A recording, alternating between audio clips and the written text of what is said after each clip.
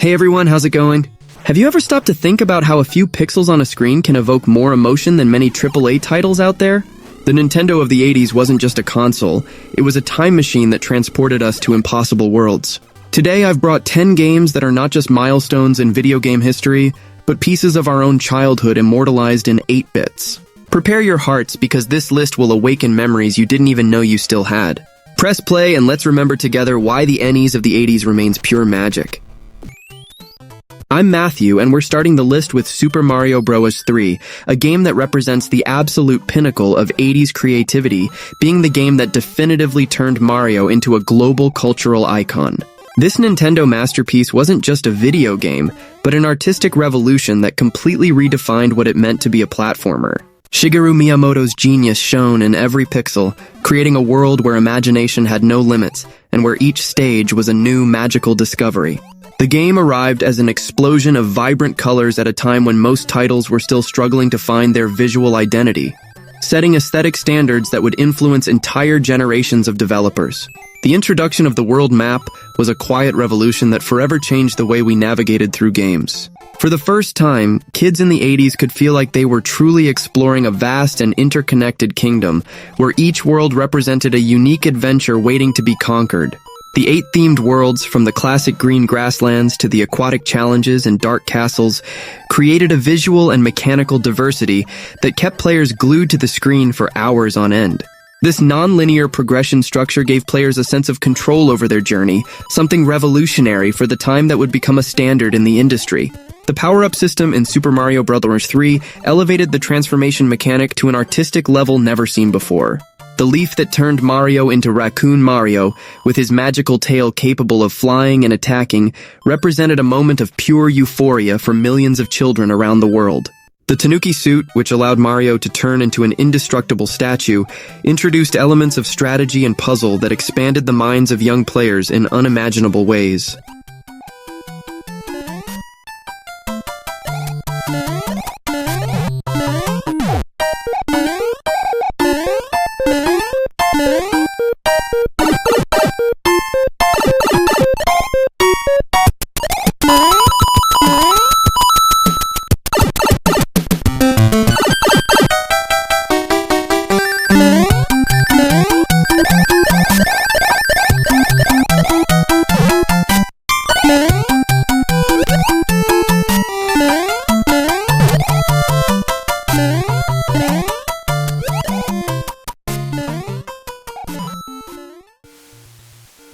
The Legend of Zelda represented a paradigm shift in 1986, introducing players to a concept of freedom and exploration that was virtually unheard of on home consoles.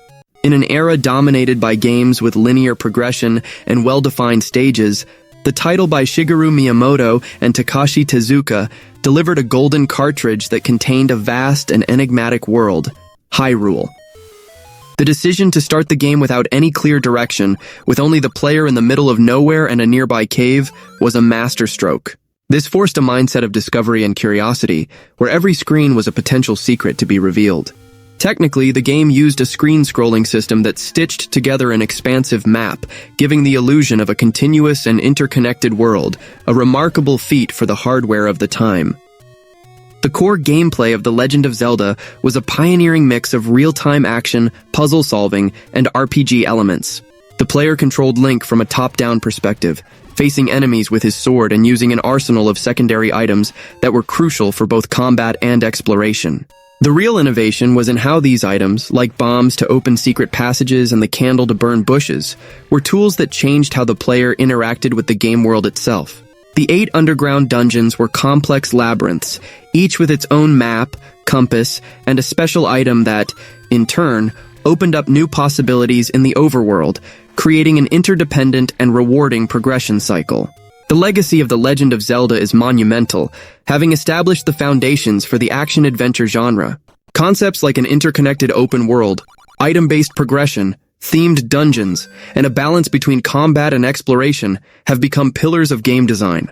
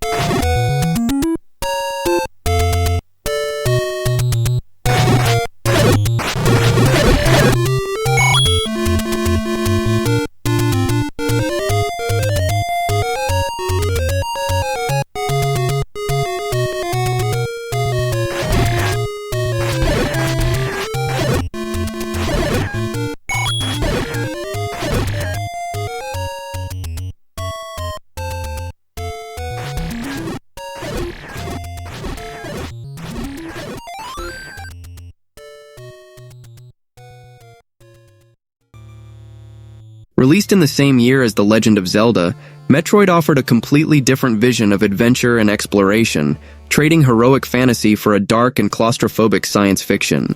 The game's atmosphere was its main differentiator. Visually and thematically inspired by the movie Alien, the planet Zebes was a hostile and desolate place. The dark color palette, the black backgrounds, and most importantly, the haunting and minimalist soundtrack by Hirokazu Tanaka created an overwhelming sense of isolation. There were no friendly characters to guide the way, no dialogues. It was just the player, in control of the bounty hunter Samus Aran, against an alien labyrinth. This approach was fundamental in establishing a unique tone that set Metroid apart from any other game on the NES. Metroid's design structure was its greatest contribution to the industry, laying the groundwork for what would later be known as the Metroidvania genre. The game featured a large interconnected map, but progression was not linear. Access to new areas was blocked not by traditional keys, but by the lack of Samus's specific abilities. The player needed to explore, find power-ups like the Morph Ball to get through narrow tunnels, missiles to open red doors, and the high jump boots to reach higher platforms. This ability-based progression design encouraged map memorization and backtracking, returning to previously visited areas, creating moments of epiphany when a new ability finally allowed access to a previously unreachable path. The impact of Metroid lies in its atmospheric approach and its non-linear world design. It demonstrated that a platformer could be more than just jumping over obstacles in a straight line. It could be an experience of deep exploration, isolation, and gradual discovery.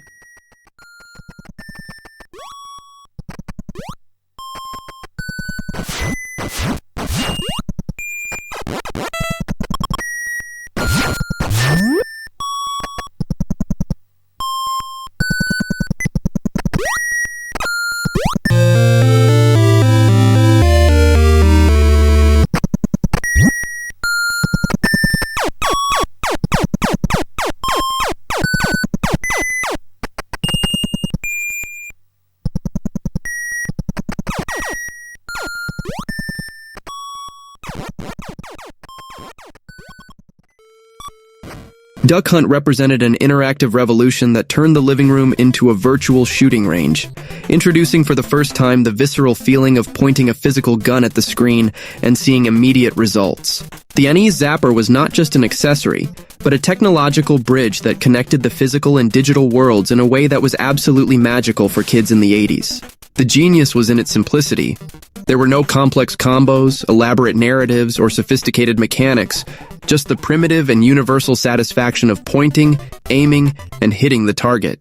This conceptual purity created a democratically accessible experience that transcended ages, skills, and cultural backgrounds, uniting entire families around a shared fun that seemed straight out of science fiction movies. The aiming mechanic with the Zapper introduced a level of precision and responsibility that was completely new to home video games at the time. Every shot genuinely mattered. There was no button spamming or complex strategies, just the pure skill of hand-eye coordination elevated to an art form. The ducks flew in unpredictable patterns that challenged the sharpest reflexes, creating moments of intense tension where every second counted and every wrist movement could mean the difference between a hit and frustration.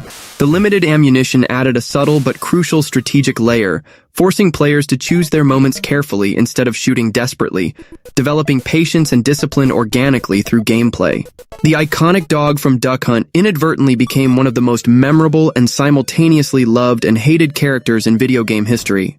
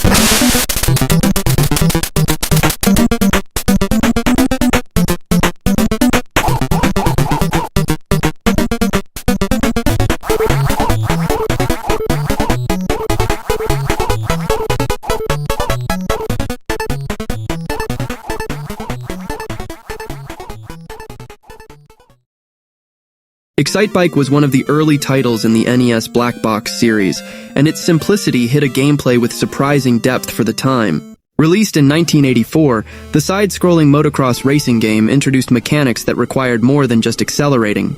The central concept revolved around managing the engine's temperature.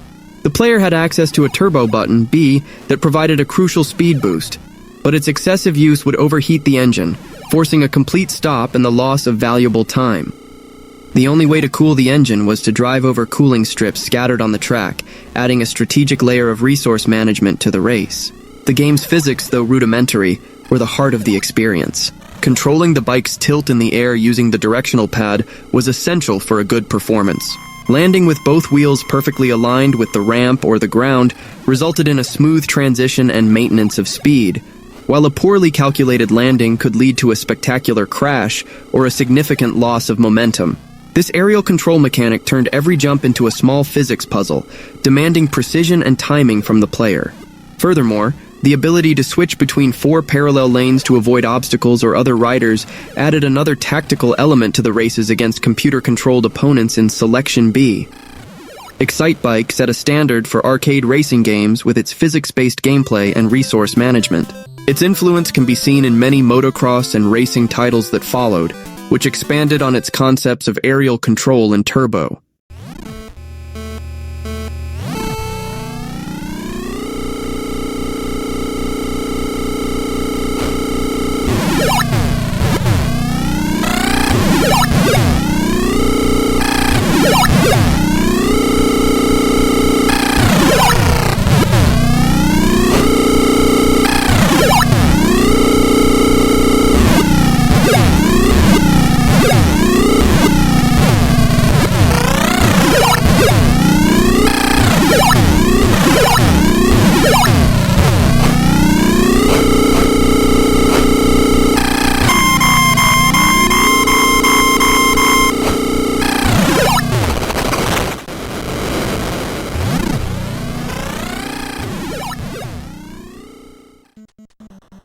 Double Dragon 2: The Revenge represents the pinnacle of the Double Dragon franchise on the NES, surpassing its predecessor in almost every aspect.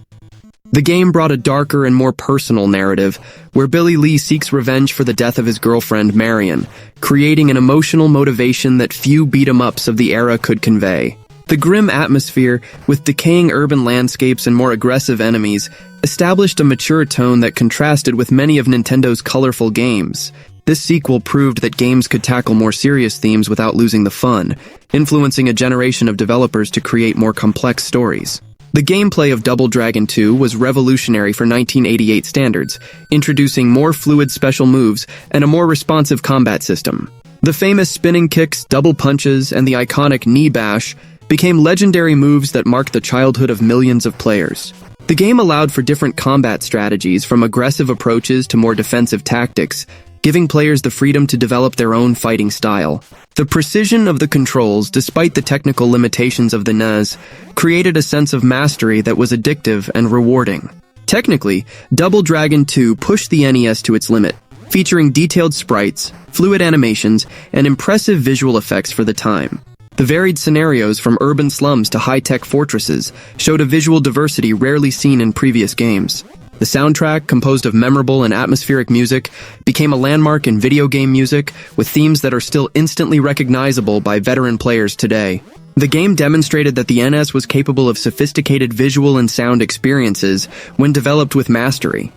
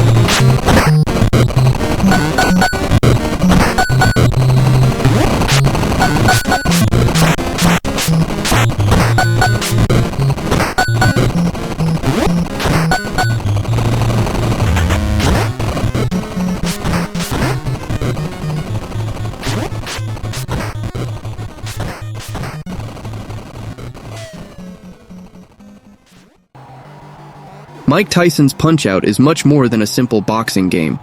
It is a masterpiece of character design and gameplay that transcended the technical limitations of the NES to create a truly cinematic experience. Each opponent in the game is a unique and memorable personality, from Glass Joe, the eternally defeated Frenchman, to the intimidating Mike Tyson, whose destructive power was legendary in both the real and virtual worlds.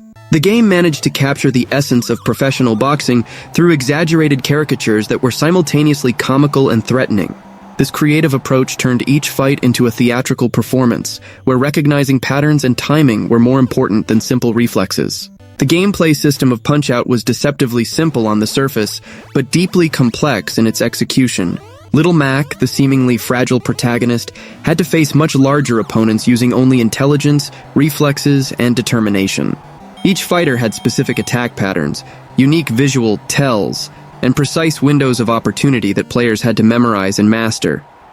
This design created an almost rhythmic experience, where success and failure depended on the player's ability to read subtle cues and react at the exact moment.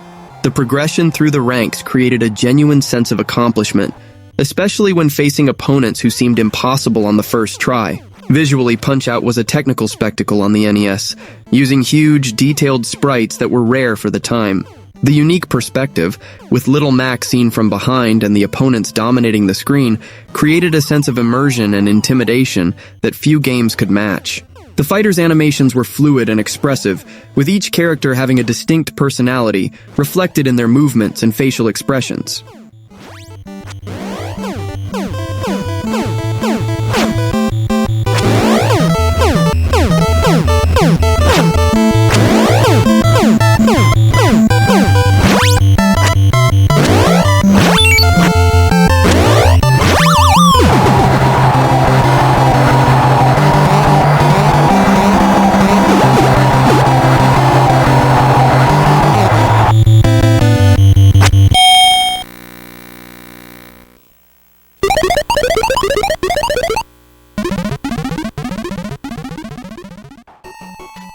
In an era where licensed games were often disappointing, Chip 'n Dale Rescue Rangers emerged as a brilliant exception.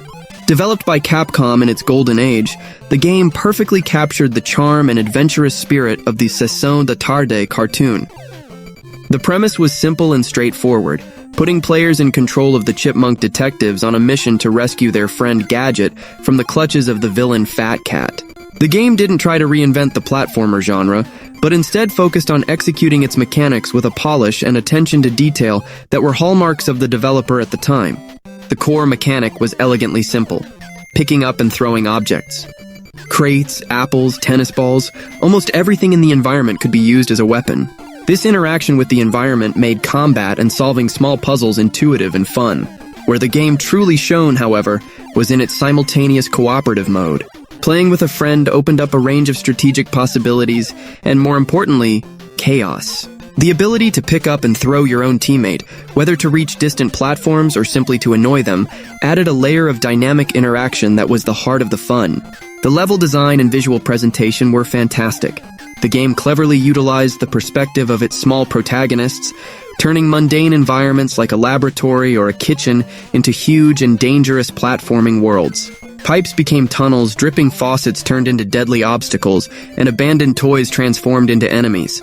The graphics were vibrant and colorful, with well-animated sprites that were faithful to the source material. The soundtrack, composed by Harumi Fujita, was catchy and cheerful, perfectly complementing the light and adventurous atmosphere of the game.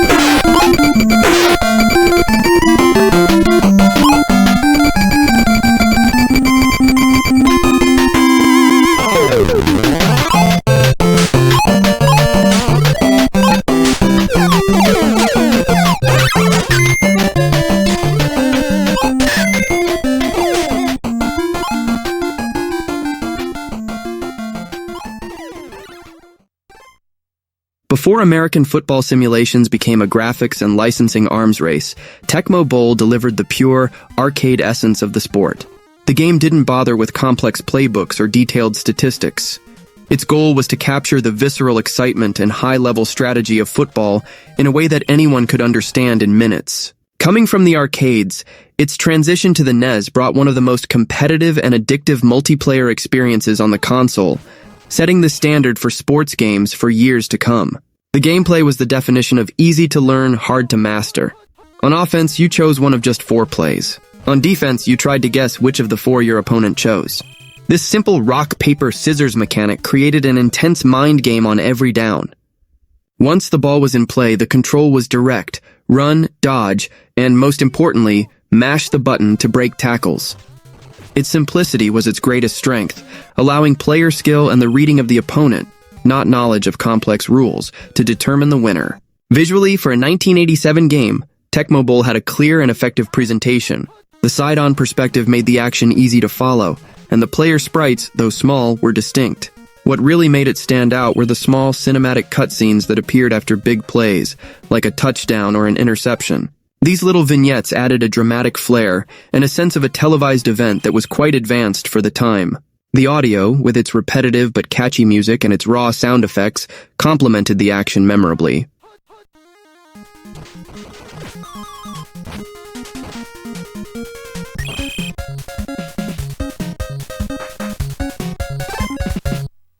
Ready, down!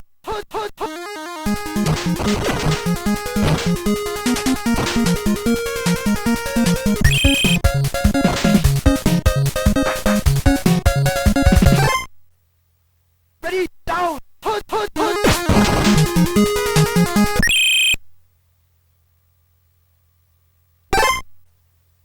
Ready, down!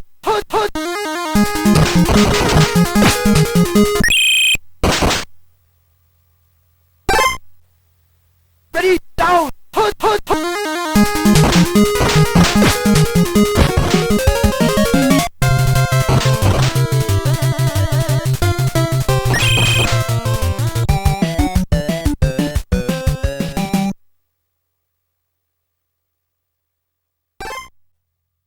Ready, down!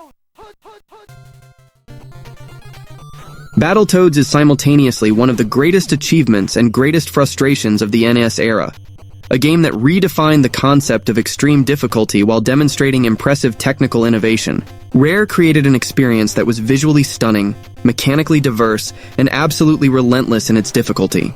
Each stage introduced new gameplay mechanics, from traditional beat-em-up to dizzying racing sequences and precise platforming, creating a variety that kept players constantly surprised. The game became legendary not only for its quality, but for its almost mythical reputation of being impossible to finish. A reputation that increased its appeal among masochistic players who saw its completion as a supreme badge of honor. The visual presentation of Battletoads was absolutely revolutionary for 1991, pushing the NES beyond its perceived limits with huge sprites, impressive scaling effects, and fluid animations that rivaled contemporary arcade games. The Battletoads transformations, where they morphed their body parts into hammers, pickaxes, and other tools, were technical spectacles that left players speechless. The character design, mixing cartoonish humor with a punk rock attitude, created unique protagonists that stood out in a sea of generic heroes. The soundtrack, with its energetic and memorable compositions, perfectly complemented the frantic action on screen, creating an atmosphere that was both epic and fun.